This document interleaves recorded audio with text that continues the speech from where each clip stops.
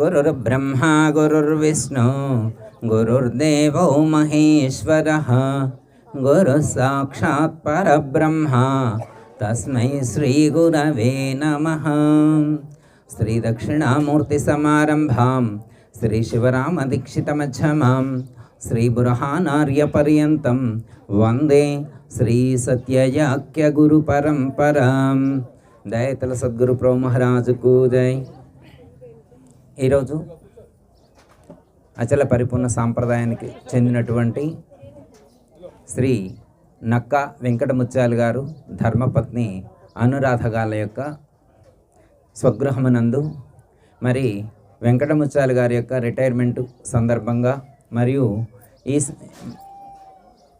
భగవద్గీత హోమం, అలాగే శ్రీ గురు పూజ కార్యక్రమం, అలాగే రిటైర్మెంట్ ఫంక్షన్ మూడింటిని మిక్స్ చేసి ఇక్కడ అన్ని రకాల వాళ్ళని ఆహ్వానించడం అనేటువంటిది జరిగింది.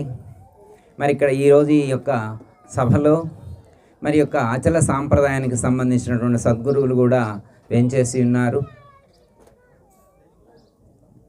మరి తదనంతరం అంటే బోధనానంతరం కొంచెం బిజీ తగ్గిన తర్వాత వాళ్ళతోటి కూడా సత్సంగం చెప్పిస్తా అని చెప్పారు. ఉన్న అవకాశాన్ని బట్టి మరి వారు ఆ యొక్క అవకాశం కల్పిస్తారు. కాబట్టి మీరందరూ కూడా కాసేపు ఇక్కడ సద్గురుమూర్తి పలికించేటువంటి 2 మాటలు విని మీకేమైనా ఉపయోగపడితే మీ యొక్క దైనందిన జీవన విధానంలో ఆచరించుకోవాల్సిందిగా కోరుతూ ఉన్నాం. దయతల సద్గురు ప్రభు మహారాజుకు జై.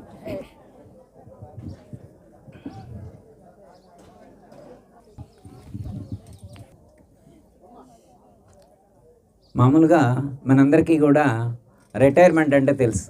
ఈరోజు వెంకటముత్యాలు గారు రిటైర్ అయ్యారన్నారు. అంటే దేనికి రిటైర్ అంటే వారు కొంతకాలం జాబ్ చేస్తున్నారు కాబట్టి వారు ఆ జాబ్కి పదవీ విరమణ అనమాట. ఇంకా ఇప్పటి నుంచి వారు ఉద్యోగం చేయరు అని చెప్పి మనకు చెప్తారు. అది మరి జీవితానికి కూడా ఇలాంటి రిటైర్మెంట్ ఏమైనా ఉంటుందా? మనకి ఇప్పుడు జీవితం మనం పుట్టిన కాడి నుంచి ఇప్పటి వరకు ప్రతిరోజు కొనసాగిస్తూనే ఉన్నాం. అనేకమైనటువంటి సుఖాలు, అనేకమైనటువంటి కష్టాలు, నష్టాలు, లాభాలు వీటన్నిటితో కొనసాగేటువంటి జీవితానికి కూడా రిటైర్మెంట్ అనేటువంటిది ఏమైనా ఉంటుందా అని చెప్పి ప్రశ్నించుకుంటే, ఉద్యోగం చేసే వాళ్ళకే కాదు ఉద్యోగం చేయకపోయినా కానీ రిటైర్మెంట్ అనేటువంటిది తీసుకోవచ్చు అనేటువంటిది మన భారతీయ సంస్కృతిలో మన ఋషులు మనకు సూచించారు. దాన్నే మనకేమంటారంటే షష్ఠి పూర్తి అంటారు. మీ అందరికీ కూడా తెలుసు. ఎంతమంది చేసుకున్నారో తెలియదు, నాకంటే పెద్దవాళ్ళు చాలామంది ఉన్నారు. షష్ఠి పూర్తి వయసు అంటే 60. అంటే పూర్వకాలంలో మనిషి యొక్క ఆయు ప్రమాణం 120. 120ని సగం చేశారు. ఎంత? 60. 60 అంటే షష్ఠి. 60 పూర్తి చేసుకుంటే షష్ఠి పూర్తి అనమాట. అంటే షష్ఠి పూర్తి అంటే ఏం చేయాలి? మనందరికీ తెలిసిన ఫంక్షన్ చేస్తారు. షష్ఠి పూర్తి అంటే ఫంక్షన్ చేయటం, దండలు మార్చుకోవటం, హంగామా, చుట్టాలు వస్తారు, ఫ్రెండ్స్ వస్తారు, కేక్ కట్ చేసుకోవటం, కూల్ డ్రింక్స్, సెలబ్రేషన్స్ ఉంటాయి. ఇదే మనకు తెలిసింది, ఎక్కువ మందికి తెలిసింది. ఇంకా ఇక్కడ ఇందాక వారు చెప్పారు, ఇక్కడ ఆధ్యాత్మిక జ్ఞానం ఉన్నటువంటి వాళ్ళు చాలామంది ఉన్నారని నేను చెప్పాను. మరి వాళ్ళకి తెలుస్తుంది షష్ఠి పూర్తి అంటే ఏంటనేటువంటి. షష్ఠిమూర్తి అంటే ఆ రోజు నుంచి ఇంకేం పని చేయకూడదు. ఏం పని చేయకూడదని, అసలు పని చేయకూడదని, గాలి పీల్చుకోవాలా, బ్రష్ చేసుకోవాలా, టిఫిన్ చేయాలా, టీ తాగాల, లంచ్ చేయాలా, డిన్నర్ చేయాలా, స్నాక్స్ ఇవన్నీ చేయొచ్చు. ఓకే, ఇంకేం చేయకూడదంటే మన యొక్క కర్తవ్య కర్మలు ఏవైతే ఉంటాయో, బాధ్యతలు ఏవైతే ఉంటాయో వాటన్నిటినీ కొడుకుకి కోడలికి అప్పచెప్పాలన్నమాట. ఇప్పుడు తాళం చేయి ఉంటుంది కదా, ఎవరి దగ్గర ఉంటుంది? ఇంట్లో అత్తగారి దగ్గర, పెద్ద మనిషి దగ్గర ఉంటుంది కదా. 60 దాటిన తర్వాత తాళం చేయి వాళ్ళ దగ్గర ఉంచుకోకూడదట. అది షష్ఠి పూర్తిలో ఉన్నటువంటి అంతరార్థం. 60 దాటితే ఏం చేయాలి?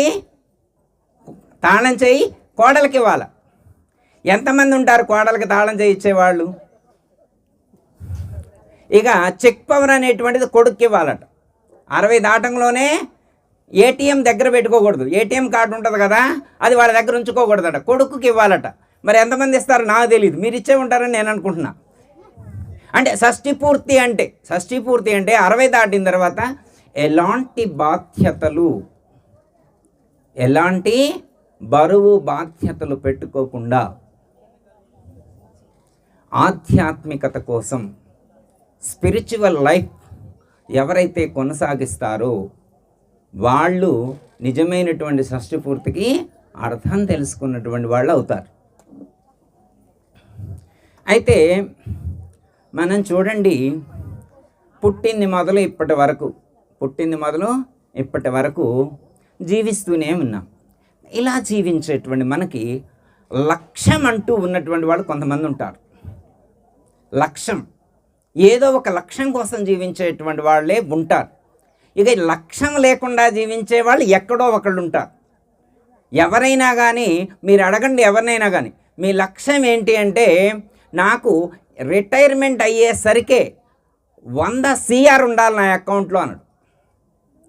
అంటే మీకు తెలుసు, అంటే ఆయన రిటైర్ అయ్యేసరికి ఏం చేయాలా అంటే, ఈ రిటైర్మెంట్ అంటే ఎప్పుడు 60 వచ్చేసరికి ఆయన అకౌంట్లో 100 CR 100 కోట్లు ఉండాలా, ఆయన లక్ష్యం అదట.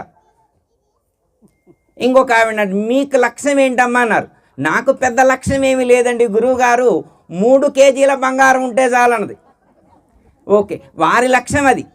ఇక ఎవరు ఇప్పుడు పుట్టింటి కాడ ఏదైనా ఫంక్షన్కి పిలిచారనుకోండి, వాళ్ళని గిఫ్ట్ ఇవ్వాలి కదా, బంగారం అడిగేది.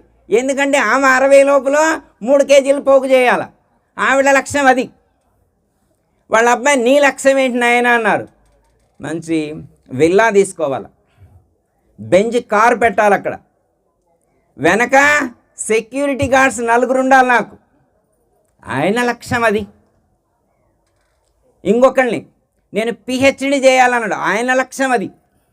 నేను ఒక కంపెనీకి CEO కావాలి, అది నా లక్ష్యం అన్నాడు ఒకతను. ఎవరి లక్ష్యం వాళ్ళకుంది, ఎవరి లక్ష్యం వాడు. కానీ మోక్షాన్ని పొందాలి అనే లక్ష్యం ఉన్నోళ్ళు ఎంతమంది ఉంటారు? ఇంకోటి, దైవాన్ని చేరుకోవాలి అనేటువంటి లక్ష్యం ఉన్నోళ్ళు ఎంతమంది ఉంటారు? ఉంటారు, ఉండకుండా ఎందుకు ఉంటారమ్మా? ఉంటారు. కాకపోతే దైవాన్ని చేరుకోవాలని, మోక్షాన్ని పొందాలని అనుకునే వాళ్ళు ఎంతమంది ఉంటారో అది వాళ్ళకే తెలుసు. ఇప్పుడు మనం అడగలేం కమ్మా, ఇప్పుడు ఇంతమంది ఉన్నారు ఇక్కడ, మీరు మోక్షాన్ని పొందాలనుకుంటున్నారా లేదా, దైవాన్ని చూడాలనుకుంటున్నారా లేదా అని మనం అడగలేం కదా. అయితే ప్రతి ఒక్కరికి కూడా ఒక లక్ష్యం అంటూ ఉంటుంది. ఓకే, అయితే ఈ ప్రపంచంలో ఉన్నటువంటి వాళ్ళందరికీ లక్ష్యాలు ఉంటాయి కదా. ఆ లక్ష్యాల్లో ఏది వచ్చినా, ఏది రాకపోయినా, ఏది నెరవేరినా, ఏది నెరవేరకపోయినా ఒకటి మాత్రం ఖచ్చితంగా వచ్చి తీరుద్ది. మీరు అడిగినా అడగకపోయినా ప్రతి ఒక్కరికి కూడా జీవితంలో ఒకటి ఖచ్చితంగా వచ్చి తీరుద్ది. ఏంటది? ఏమొచ్చిద్ది? మరణం అనేటువంటిది ఖచ్చితంగా వచ్చింది. గురువుగారు మీకు తెలీదు, మరణం మా ఇంటికే రాదన్నాడు ఒక ఆయన. మరణానికి మా ఇంటి అడ్రస్ తెలియదు అన్నాడు. మీకు తెలియాల మరి, ఎవరింటికి ఆ అడ్రస్ తెలీదు, మరణానికి వాళ్ళ ఇంటి అడ్రస్ తెలియదట. ఆయన ఎక్కడ షేర్ చేయలేదట, ఎవరితోటి చెప్పలేదట. మా ఇంటి అడ్రస్ ఎవరికి ఇవ్వలేదు గురువుగారు, యముడు కూడా రాలేడు అన్నాడు. మరి యముడికి తెలీదా? ఏమో నాకు తెలీదు. మరి ఆయన అయితే ఎవరికి అడ్రస్ ఇవ్వలేదట. ఆయన ధైర్యం ఏంటంటే, నేను ఎవరికి అడ్రస్ ఇవ్వలేదు కాబట్టి యముడు కూడా మా ఇంటికి రాడు అంటున్నాడు. మీ ఇష్టం. మరి ఆయనకు తెలుసా లేదా అనేటువంటిది ఎవరికి వాళ్ళే చెక్ చేసుకోవాలి. అంటే మన లక్ష్యం ఎప్పటి వరకు పూర్తి కావాలి అంటే, ప్రతి లక్ష్యానికి కూడా ఒక కట్ ఆఫ్ డేట్ ఉండాలి, ఒక కట్ ఆఫ్ టైం ఉండాలి. నేను ఇన్ని సంవత్సరాల లోపల ఇది పూర్తి చేయగలను. ఓకే, ఏం పూర్తి చేస్తావు? మనం ఎందుకోసం వచ్చామో తెలిసిన వాళ్ళు ఎంతమంది? ఒక క్వశ్చన్ మీ అందరికీ తెలిసిందే అడుగుతా. మీరు ఎక్కడి నుంచి వచ్చారు అంటే ఏమని చెప్తారు? ఎల్బీ నగర్ అని, నకరకల్ అని, కూకట్పల్లి, వనస్థలిపురం అని, సాగర్ అని రకరకాల అడ్రస్లు చెబుతున్నారు. మీరు ఎక్కడి నుంచి వచ్చారంటే ఏమని చెబుతున్నారు? వాళ్ళు ఇంటి అడ్రస్ చెబుతున్నారు. ఇంటి అడ్రస్తో మాకేం పని? ఇక్కడ అమ్మగారు కూర్చొని ఉన్నారు, ఈ అమ్మగారిని అడిగితే మీ ఇంటి అడ్రస్ మాకు అవసరం లేదన్నది, మేము అడిగేది అది కాదన్నారు. మరి వారేం అడుగుతున్నారు మీకు తెలుసా? వారు ఇక్కడ కూర్చున్నటువంటి అమ్మగారు ఇంటి అడ్రస్ అడగట్లేదన్న, మరి ఏ అడ్రస్ అడుగుతున్నారు? మీరు ఎక్కడి నుంచి వచ్చారని అడుగుతున్నారు. అదేంది గురువుగారు మేము మా ఇంటి కాడి నుంచే కదా వచ్చింది. మీ ఇంటి కాడి నుంచి కాదు నాయన, మీకు మీ శరీరంలో ఉన్నారు కదా, మీ శరీరం ఎక్కడి నుంచి వచ్చింది? మీరు పుట్టిన తర్వాత ఇక్కడికి వచ్చారు కదా, మీరు పుట్టకముందు ఎక్కడున్నారు? అంటే మేము పుట్టకముందు కూడా ఉంటామా? పుట్టాక కాదా స్వామి మేము ఉండేది, పుట్టకముందు మేము ఉండే విషయం మీకెవరు చెప్పారు? అదే అంటే ఇంతకుముందు మనం ఉంటేనే ఇప్పుడు పుట్టగలుగుతాం. ఉదాహరణకి ఒక కుండీలో మట్టి పోసి పెట్టారట. కొన్ని రోజులైన తర్వాత రోజు నీళ్లు పోస్తానంట. ఏంటి ఆయన నీళ్లు పోస్తున్నాడు? మామిడి చెట్టు రావాలనుకుంటున్నా గురువు గారు అన్నాడు. అదేంది నాయన, మరి నీళ్లు పోస్తే వస్తా మామిడి చెట్టు? కుండీలో నుంచి మామిడి చెట్టు వచ్చిద్దా? రాదా? రాదా? అంటే మామిడి చెట్టు రావాలంటే దానికి సంబంధించినటువంటి సీడ్స్ ఏమన్నా ఉండాలా ఏంటి? విత్తనాలు ఏమన్నా ఉంటేనే వస్తుందా? ఓకే, అంటే ఒక కుండీలో నుంచి మామిడి చెట్టు రావాలంటే ఒక విత్తనం ఉండాలి. విత్తనంలో నుంచే చెట్టు వచ్చింది. అలాగే మనం ఈ లోకంలోకి వచ్చామంటే ఇంతకుముందు కూడా మన విత్తనాలు, మన సీడ్స్ ఉన్నాయి. సీడ్స్ ఉంటేనే ఈ లోకంలోకి వచ్చాం. ఆ విత్తనాలు ఏంటో మనకు తెలియదు, ఎందుకు వచ్చామో తెలియదు, ఎవరు పంపించారో తెలియదు. నేనే వచ్చా అంటే నువ్వేమి రాలా, నేనెవరో పంపిస్తే వచ్చావు. చాలామంది అనుకుంటారు నా శరీరం నా కంట్రోల్లోనే ఉంది, నా జీవితం నా కంట్రోల్లోనే. ఏమీ లేదు, మన జీవితం మన కంట్రోల్లో లేదు. మోకాళ్ళ నొప్పి వచ్చింది, మొత్తం మీ కంట్రోల్లో ఉంటే మోకాళ్ళ నొప్పిని పొమ్మని చెప్పండి, వైద్యం చూద్దాం. మీ జీవితం మొత్తం మీ కంట్రోల్లోనే ఉంటే హార్ట్ అటాక్ వచ్చింది అనుకోండి, హార్ట్ అటాక్ రావద్దని చెప్పండి, ఆగుద్దని చూద్దాం. మీ శరీరం మీ కంట్రోల్లో ఉంటే గాలిని ముక్కులో నుంచి బయటికి పోకుండా ఆపమనండి చూద్దాం, ఆగుద్దా? ఆగుద్దామ్మా? గురువు గారు అసలు మీకు తెలియదు అనుకుంటా, అసలు నాకు ఇష్టం లేనప్పుడు నేను గాలే బేలవను, నాకు కోపం వస్తే, ఈ గాలి దేవుడి మీద కోపం వస్తే నేను గాలే బేలవను అంటుండు ఒక ఆయన. అలా ఉంటారే మరి, తెలివిగల వాళ్ళు ఉంటారమ్మా. గాలితో సంబంధం లేకుండా, గాలితో అవసరం లేకుండా జీవించేటువంటి వాళ్ళు కూడా ఉండొచ్చు. గాలి మీద కోపం వస్తే 4 రోజులు గాలి పేలవలేదట ఆయన గారు. అలా మీరెవరైనా గాలి మీద కోపం వచ్చి గాలి మీద పేలవకుండా ఉన్నోళ్ళు ఎవరైనా ఉన్నారా? తెలీదు.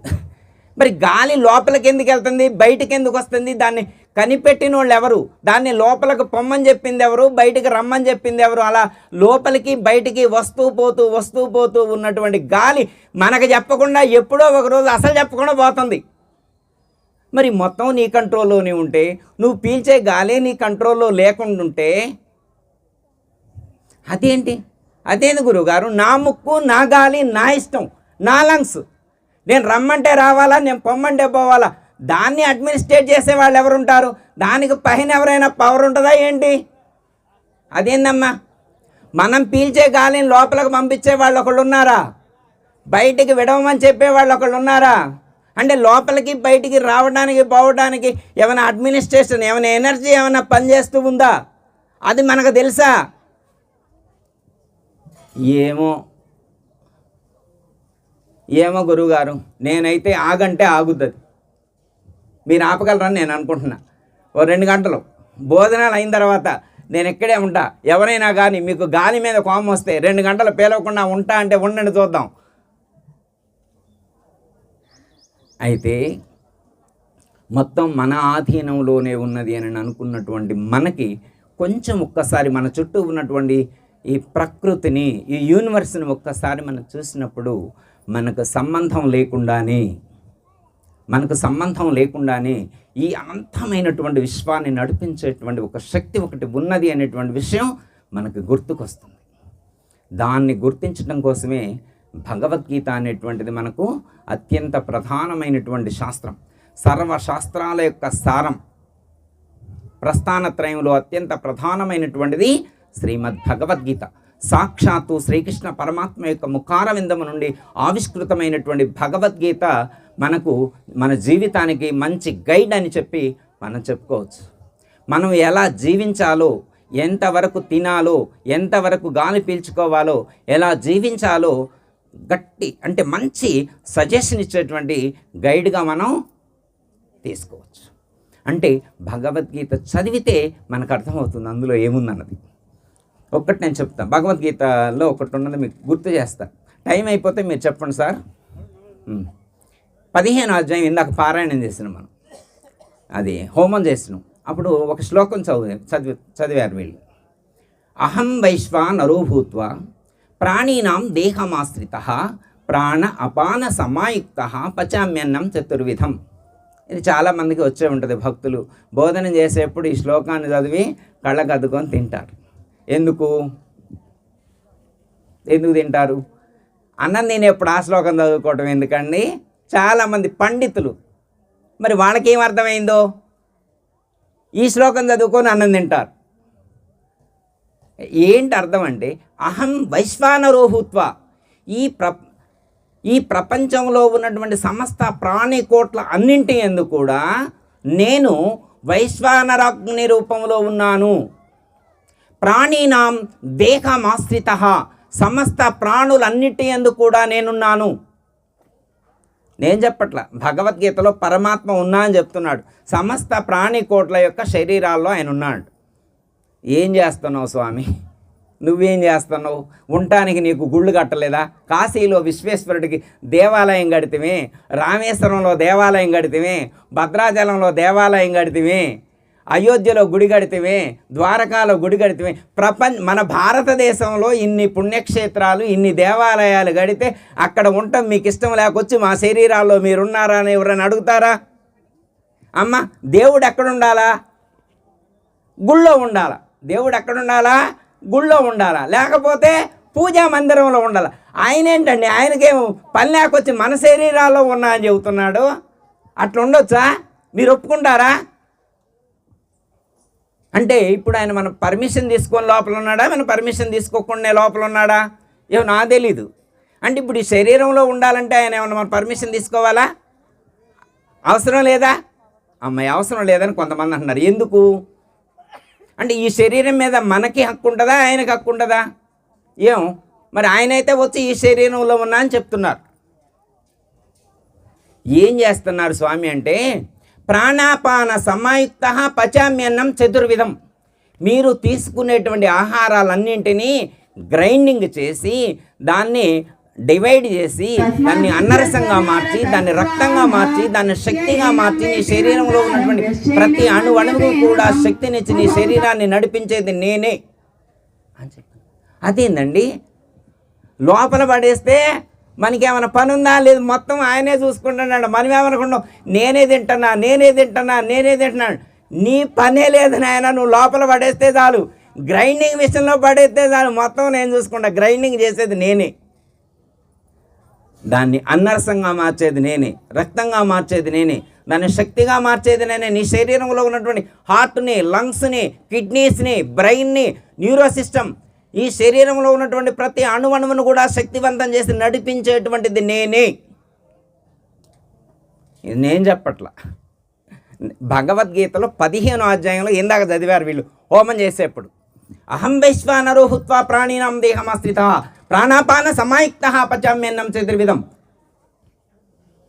అందుకే ఆయన ఏమంటున్నా అంటే నేను లోపల ఉన్నా కాబట్టి కొంచెం నా ఖాళీ ఉంచండి గ్రైండింగ్ చేయటానికి.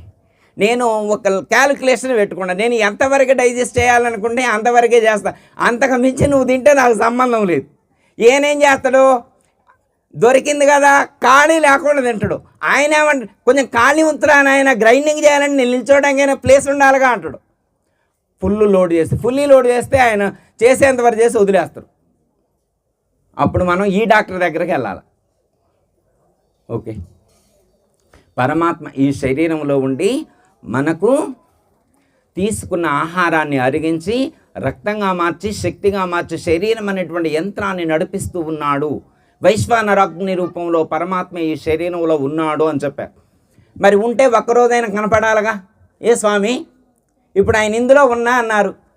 సపోజ్ ఉదాహరణగా ఆ ఇంట్లో నాగేశ్వరరావు గారు ఉన్నారని చెప్పారనుకో అమ్మ, ఎవరైనా వెళ్ళి చూసి రాపోండి అంటే హరిబాబుని పంపిస్తే వెళ్ళి చూసి వస్తాడు. ఆ నాగేశ్వరరావు గారు ఉన్నారని అంటారు, అవునా కాదా? ఇప్పుడు ఆ పరమాత్మ నా శరీరంలో ఉన్నానని ఆయనే చెబుతున్నారు. ఎవరు? పరమాత్మే చెబుతున్నారు. మరి ఆయన చెప్పినప్పుడు ఒక్కసారైనా మీరు చూడరాదని ఉండడో లేడా? ఒప్పుకుంటారా అమ్మ? ఉన్నాడంటే ఒప్పుకుంటారా? ఏ గురువుగారు మేము ఒప్పుకోం గురువుగారు, పరమాత్మ చెబితే మాత్రం ఉన్నాడంటే మేము ఒప్పుకుంటామా? మేము ఒప్పుకోమన్నాడు ఒక ఆయన. అమ్మ ఇప్పుడు మనం ఒప్పుకోకపోతే ఆయన ఉంటారా ఉండరా? అసలు ఇంతకీ ఉండడా లేడా? ఏమో నాకైతే తెలియదు, నాకెప్పుడు కనపడలేదు. ఎక్స్రేలు తీపించును, స్కానింగ్ తీపించును, ఎంఆర్ఐ స్కానింగ్ కూడా తీపించును, కనపడలా. ఆయన ఉన్నట్టు నేను ఎందుకు ఒప్పుకుంటా? అసలు ఒప్పుకోరు గురువు గారు. మరి ఎలా తెలుస్తుంది ఆయన? ఒకప్పుడు తెలుస్తుంది నాయన. ఎప్పుడు తెలుస్తుందండి? ఒకప్పుడు తెలుస్తుంది. ఎప్పుడంటే నేను వెళ్ళిపోయిన తర్వాత దీపం పెడతారు. నన్ను పడుకోబెట్టి దీపం పెడతారు, అప్పుడు తెలుస్తుంది నేను లేననే విషయం. అంటే అట్లా తెలియటం ఏంటి మీకు తెలుసమ్మా? దీపం ఎప్పుడు వెలిగిస్తాం? దేవుడి దగ్గర పెడతాం. దీపం వెలిగించి ఎక్కడ పెడతాం? ఇంకోసారి వెలిగిస్తారట. ఎప్పుడు? లాస్ట్కి వెలిగిస్తారు. ఇక లాస్ట్కి దీపం వెలిగించి అక్కడ పెట్టాను. ఒక ఆయన అన్నాడంట, నాకు 100 కోట్లు సంపాదించా, దీపం వెలిగించాడు పెట్టండి అన్నట. పెట్టరా నాయన అన్నారంట. ఎప్పుడు పెడతారంటే మరి ఆయనకు పెట్టాడుగా అన్నాడు. ఆయన పోయిండ్రా నాయన, పోయిన దానికి సంకేతం దీపం. అంటే దీపం ఎందుకు పెట్టాలా? గురుగారు దీపం కాదు గురుగారు, గుమ్మడికాయ పెడదామన్నాడు. ఇంకా ఆయన వచ్చి సొరకాయ పెడదామన్నాడు. ఓరు నాయన, సొరకాయ కాదు గుమ్మడికాయ కాదు, దీపం పెట్టాలన్నట. దీపమే ఎందుకు పెట్టాలన్నాడు. నాయనా, ఈ శరీరంలో ఆత్మ అనేటువంటిది దీపం రూపంలో ఉంటుంది. ఎవరు చెప్పారు స్వామి నీకంటే? భగవద్గీతలో పరమాత్మే చెప్పాడు. ఆదిత్యవర్ణం తమసా పరస్తాత్. పరమాత్మ ఎలా ఉంటారని చెప్పి మనం ఎత్తుక్కోవక్కర్లా. అట్లుంటాడా ఇట్లుంటాడా అని మీరేం పుస్తకాలు చదువుకో. ఒక్క భగవద్గీత ఉంటే సర్వశాస్త్రాల యొక్క సారం, సమస్త వేద ఉపనిషత్తుల యొక్క సారాంశం మొత్తం భగవద్గీతలోనే ఉంచారు. ఏం చేయాలంట? దేవుడు ఎట్లున్నాడో తెలుసుకోవాలంటే కష్టపడక్కర్లేదంట. ఏం చెప్పారు? ఆదిత్యవర్ణం తమసః పరస్తాత్. చీకటికి అవతల సూర్యుని యొక్క ప్రకాశం ఎలా ఉందో, సూర్యుని ఎలా ప్రకాశిస్తూ ఉన్నాడో అలాంటి ప్రకాశ స్వరూపంలో పరమాత్మ మన శరీరంలో ఉన్నానని చెప్పి పరమాత్మే చెబుతున్నారు. మరి ఎతకండి, ఉంటే ఎతకండి. ఆయన ఉన్నప్పుడైతే కనుక్కోలేం, కానీ వెళితే మాత్రం ఊరికనే కనుక్కుంటాం. ఆయన ఉన్నప్పుడు కనుక్కోలేం, కానీ వెళ్తే మాత్రం ఎమ్మటే కనుక్కుంటాం. ఎలా కనుక్కుంటాం? కళ్ళు ఉంటాయి, కనపడవు. చెవులు ఉంటాయి, వినపడవు. ముక్కు ఉంటుంది, గాలి వేల్చలేదు, వాసన ఎరగలేదు. నాలుక ఉంటుంది, రుచి ఎరగదు. చర్మం ఉంటుంది, స్పర్శలు ఎరగవు. గుండె ఉంటుంది, పనిచేయదు. కిడ్నీలు ఉంటాయి, పనిచేయవు.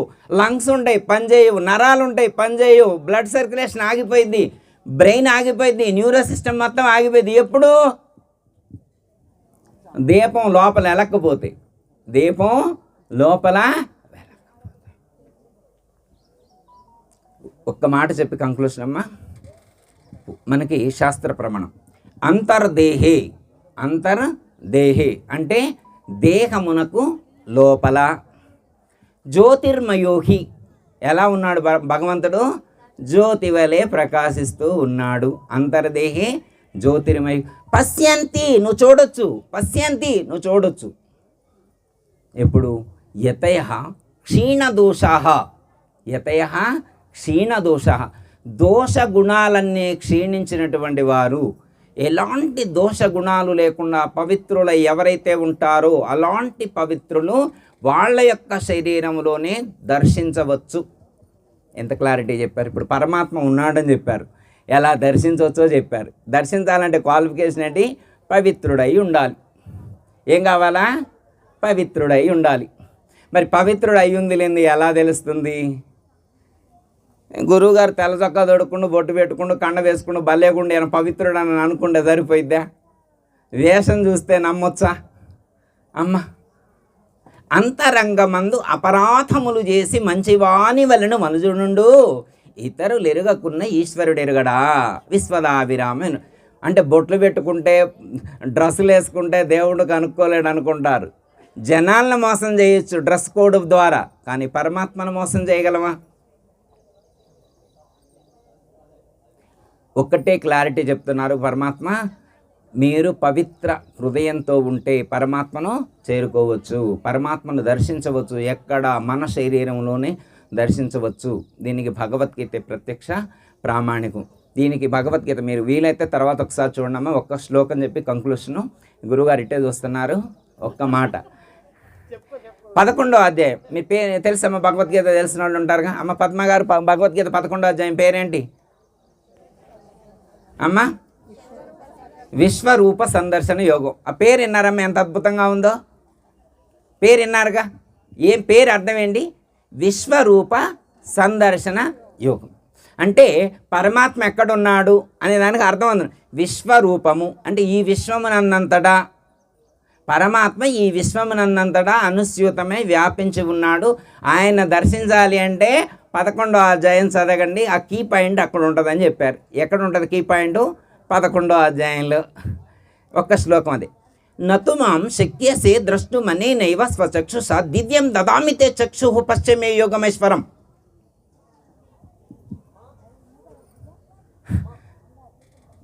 అడుగుతాడు, స్వామి మీ యొక్క రూపాన్ని దర్శింపజేయండి అన్నాడు. ఎవరు అర్జునుడు. మీ యొక్క రూపాన్ని దర్శింపజే. అదేంది అర్జున, నేను ఎదురుగానే కనబడుతున్నా, ఇక నీకు చూపెట్టేది ఏంది అన్నాడు. ఓ ఇది కాదు స్వామి, నీకు 2 రూపాలు ఉన్నాయంటగా అన్నాడు. నీకు 2 రూపాలు అంటే 2 రూపాలు ఉంటాయా దేవుడికి? ఎస్, ఒకటి సాకారము, 2 నిరాకారము, ఒకటి సగుణము, 2 నిర్గుణం. అవ్యక్తం వ్యక్తమాపన్న మన్యంతే మామ బుద్ధయ పరంభావం అజానంతో మమావ్యయం అనుత్తమం. ఓ అర్జున, నాకు 2 రూపాలు ఉన్నాయి. ఒకటి దేవకి వసుదేవుల గర్భమునందు జన్మించినటువంటి పాంచభౌతికమైనటువంటి ఈ శరీరం ఏదైతే ఉన్నదో అది ఒక రూపం. ఇదే సత్యమని ఈ ప్రపంచంలో ఉన్నటువంటి వేలాది లక్షలాది మంది భక్తులందరూ కూడా ఈ రూపాన్ని ఆరాధిస్తూ ఉన్నారు. అది కూడా నా యొక్క ఒకానొక రూపమే. ఇది వ్యక్త రూపం. నాకు ఇంకో రూపం ఉన్నది, దాని పేరు అవ్యక్తము. ఈ పాంచభౌతికమైనటువంటి రూపము వెనకాతాల ఒక శక్తిగా ఉండి ఈ రూపాన్ని నడిపిస్తూ ఉన్నటువంటి ఆ చైతన్యం ఏదైతే ఉన్నదో అట్టి అవ్యక్తమైనటువంటి నిర్గుణమైనటువంటి నిరాకారమైనటువంటి రూపము నాకు ఇంకోటి ఉన్నది. దానిని జ్ఞానులు దర్శిస్తారు, దీనిని భక్తులు దర్శిస్తారు. సగుణ సాకారాన్ని భక్తులు దర్శిస్తే నిర్గుణ నిరాకారాన్ని జ్ఞానులు దర్శిస్తారు అని చెప్పి పరమాత్మ చెప్తారు. మరి ఎలా దర్శించాలి? మనకి చెప్పండి స్వామి, మాకు కూడా చెప్పండి, ఆ కీ పాయింట్ అని అడిగితే నతు మాం శక్యసే ద్రష్టుమనేనైవ స్వచక్షుషా దివ్యం దదామి తే చక్షు పశ్చిమే యోగమేశ్వరం. ఓ అర్జున, నా యొక్క విశ్వరూపాన్ని దర్శించాలంటే, నా యొక్క విశ్వరూపాన్ని దర్శించాలంటే ఏం కావాలి? దివ్యం దదామి తే చక్షు, దివ్యం దదామి తే చక్షు. నీకు దివ్య నేత్రం కావాలి. పాంచభౌతికమైనటువంటి నేత్రాలతో నా యొక్క విశ్వరూపమును నీవు దర్శింపదాలవు. ఈ విశ్వమునందంతా అనుసూతమై వ్యాపించి ఉన్నటువంటి నా యొక్క నిర్గుణ నిరాకార అవ్యక్త స్వరూపాన్ని దర్శించాలంటే నీకేం కావాలి? దివ్యం దదామి తే చక్షు, దివ్యమైనటువంటి జ్ఞాననేత్రం కావాలి. జ్ఞాననేత్రం ఎవరైతే తెరుచుకుంటారో వాళ్ళకి ఆ యొక్క విశ్వరూపం అనేటువంటిది, విశ్వమునంతా వ్యాపించి ఉన్నటువంటి ఆ యొక్క పరమాత్మ యొక్క స్వరూపాన్ని దర్శించగలుగుతారు అని చెప్పారు. కాబట్టి మనందరం కూడా అలాంటి జ్ఞాన నేత్రాన్ని సముపార్జించుకొని ఈ విశ్వమునందంతా అనుస్యూతమై వ్యాపించి ఉన్నటువంటి ఆ యొక్క పరమాత్మ యొక్క స్వరూపాన్ని దర్శించి పరమాత్మ యొక్క అనుగ్రహానికి పాత్రులు కావాలని కోరుతున్నారు. మరి ఇంతకీ ఆ దివ్యనేత్రం ఏ ఊరిలో ఉంటుంది సార్? ఇప్పుడు పరమాత్మ చెప్పారుగా, ఏం కావాలన్నారు? పరమాత్మ యొక్క స్వరూపాన్ని దర్శించాలంటే మీకు తెలిసే ఉంటుంది, ప్రహ్లాదుడు ఒక మాట అంటాడు, ఇందు గలడందను సందేహము లేదు చక్రి సర్వోపగతుడు ఎందెందు వెతికి చూచిన అందందే గలడు దానవాగ్ని వింటే. ఇందులో ఉన్నాడని కానీ అందులో లేడు అనేటువంటి సందేహానికి తావులేడు, ఎందెందు వెతికి చూస్తే. ఒక మెయిన్ ఇంపార్టెంట్ పాయింట్ ఒకటి ఇక్కడ టచ్ చేశారు ఆ పద్యంలో ప్రహ్లాదుడు. భక్త ప్రహ్లాద్ ఏం చేస్తూ ఉన్నారు? ఆ మహాస్వామి ఎందెందు వెతికి చూసినా అందందే గలడు. నీకు చూడటం రావాలి, మనకేం రావాలా? చూడటం రావాలి. మామూలు కళ్ళజోడు పెట్టుకొని చూస్తే కుదిరేది కాదు. మనం కొన్ని సినిమాలకు వెళ్ళినప్పుడు 3D ఫిల్మ్స్ ఉంటాయి కమ్మా. ఒక ఆయన సినిమాకు పోయిండంట. సినిమా పోతే కళ్ళజోడు ఇచ్చారు, అది ఎందుకు ఇచ్చారో ఆయన తెలీదు. జేబులో పెట్టుకొని సినిమా చూస్తున్నాను, ఏం కనబట్టాల, నాకేం కనబట్టాలా అంటే పక్కనున్న వాళ్ళందరూ కేరింతలు కొడుతున్నారు. అదేందిరా నాకేం కనబడుతున్నా, నువ్వేందిరా కేరింతలు కొడుతున్నావు అంటాడు. అదేంది ఏం అద్భుతంగా కనబడుతున్నాయి దృశ్యాలు అంటుండు. ఆ సింహం మన మీద వాలినట్టే ఉంది, అబ్బా అద్భుతంగా ఉందని వీళ్ళు ఎంజాయ్ చేస్తున్నారు. నాకేం కనబట్టాలా, అది ఒకసారి అదేందిరా కళ్ళజోడు పెట్టుకోలేదన్నాడు, అప్పుడు తీసి కళ్ళజోడు పెట్టుకున్నాడు, అద్భుతంగా ఉందన్నాడు. అప్పుడు దాకా ఏమీ లేదన్నాడు, ఇప్పుడు అద్భుతంగా ఉందన్నాడు. ఎలా? కళ్ళజోడు పెట్టుకున్నాడు. ఆ కళ్ళజోడు ఉంటే అద్భుతంగా ఉంది, కళ్ళజోడు లేకపోతే ఏమీ లేదు. ఎందెందు వెతికి చూసినా అందందే గలడు దానవాగ్ని వింటే. పరమాత్మ అంతటా అనుస్యూతమే వ్యాపించి ఉన్నాడని ప్రహ్లాద మహాశయ చెప్తూ ఉన్నారు. మరి ఎందుకు కనబట్టలేదంటే దివ్యం దదామితే చక్షు, దివ్యమైనటువంటి జ్ఞాననేత్రం ఎవరైతే సముపార్జించుకుంటారో వాళ్ళు ఈ విశ్వంలో ఉన్నటువంటి అణువణువునందు కూడా పరమాత్మ యొక్క స్వరూపాన్ని దర్శించగలుగుతారని చెప్తున్నారు. మరి దాన్ని తెచ్చుకుంటే సరిపోయేదిగా ఎమెజాన్లో కొట్టండి, ఒకటి తలావాడి కళ్ళజోడు. మీరు కూడా ఆ థర్డ్ ఐ, మూడో కన్ను, జ్ఞాన నేత్రాన్ని అమెజాన్లో, ఫ్లిప్కార్ట్లోనో, జెమోటోలోనో ఎక్కడో చోట మీరు కూడా ట్రై చేయండి, గూగుల్లో కొట్టేయండి. రేపు అందరం తలా ఒకటి కళ్ళజోడు పెట్టుకొని మనం కూడా మొత్తం దర్శించుదాం. ఓకే, ఒకవేళ మీకు కళ్ళజోడు దొరకకపోతే ఈ లోకంలో కళ్ళజోళ్ళు ఇచ్చేటువంటి మహాత్ములు చాలామంది ఉన్నారు.